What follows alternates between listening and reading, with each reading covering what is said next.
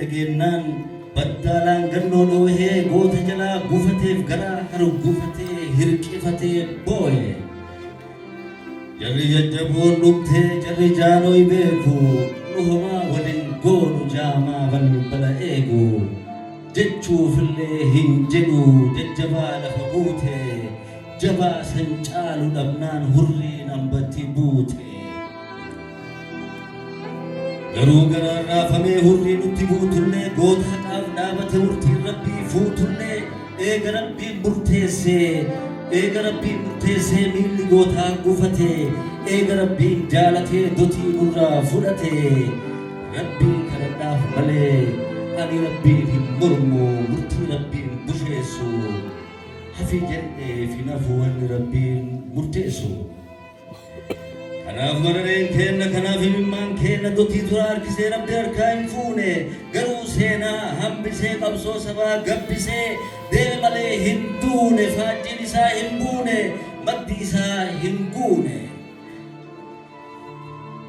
Dotii kufe hin jedhin dotii turaa hin kufne booya dhuftee hin jedhin ani booyuuf hin dhufne. Utuu jiru boonnuuf guutee utuu jiru raankichi goota diraatee du'eef boo'een beeku arsichi. Duuti gootaa jira akka arsiin beekutti dotii yaadachuun dhufe ittiin dhaadachuun dhufe bakka arsiin eegutti lafa Oromoon eegutti. Gaafa guyyaa akkanaa arsii waliin yaafatee gurra gootaa faarfatee sirna gootaa bareechee seenaa gootaa qajeelchee siidaa gootaa dhaabbata seenaa gootaa yaadata gaachana gootaa marsee habaraan loon dhiichisa ittiin dhaadata arse ittiin geerara arse. Seenaa santu hargufee garaa Oromoo raase goota santu Oromoo manaa yaase dotii goota Oromoo fi arsii rabbiin badhaase. Goota kanaan du'e jechuun cima kanaaf du'a isaarra bu'aa isaa arsii fi Oromoo maratti hima. Dotii abbaa barnootaa dotii abbaa dhalootaa dhiira bu'aa barnootaa hunda dursee hubate dhiira fedhii dhalootaa dursuuf aarsaa fudhate odoo Oromoof fiigdu odoo Oromoof dhiigdu miilli kan kee gufate raammata siifaa godhu rabbummaan si fudhate.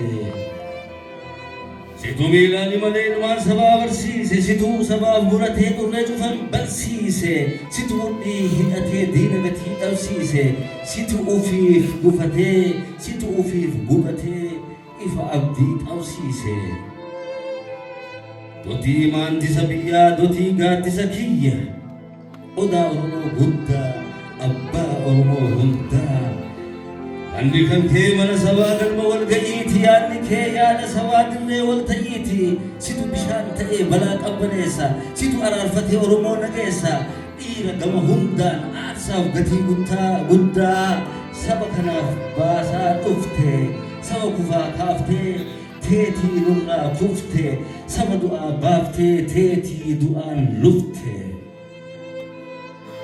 Walicha taatee qabsoo sabaa yaaltee Oromoo fayyifte riqicha taatee Oromoo walitti harkifte goota Oromoof jecha gaara feete bahu laga feete lixu oolmaa farjooma kee lakkaa'ee hin fixu. Silaa uduu ooltee si oolchuu firiirra silaa uduu toltee gumaan si jijjiirra dotii gatii qaalii waan jijjiirruu hin dhabne duuti sunaa baddu ta jijjiirraa hin qabne.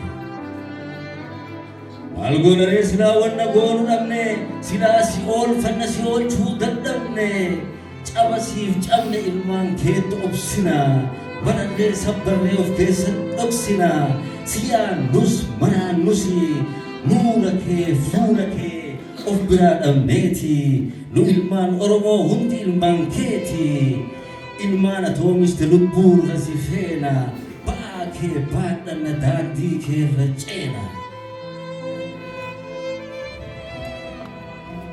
Du'esiin hin jedhu afaaniin qabadhee hojii kee duunetti du'a kee dagadhee yoomuu du'een beeku goonne seenaa kee soorataa jiraata dhaloonne. Ittiin boonna malee du'e jenneen boonnu oolmaa Oromoo inni du'ee fi gandaan addan qoollu, kutaan addan qoollu, lagaan addan qoollu, amantiin addan qoollu. Ergaasaa hubannee dhaamsasaa fudhannee dhalootaan jabeessina, oolmaasaa tarreessina, seenaasaa barreessina. Goota warri ulfoon ulfinaan guddise, kunoo duuti isaallee ulfinaan xuuwwise. Akka gootan duraafaa akka dootii turaafaa nama ofiitiif jiraachuun saba ofiitiif jiraachuun du'aa jiruun si boonsaa. Jiruu sabaaf hin taane, umrii sabaaf hin taane jirra jechuun lakkoofsa. Akka seenaaf hojiin kee wal dabalee jabaatu, akka du'aaf jiruun kee bor mararee qabaatu. Nama keetiif nahi, saba keetiif ta'i, seenaa hojjedhu darbi. Bakka jirtu madaali, akka jirtu uf laali, seenaa keessatti uf arge. Dutiyyoo abbaa biyyaa, ati immoo abbaa kiyya. Gootaadhaaf maqaa fi xurii malee tursiisu, gaaddisa ofii jalatti rabbiin si haa tursiisu. Ulfaadha.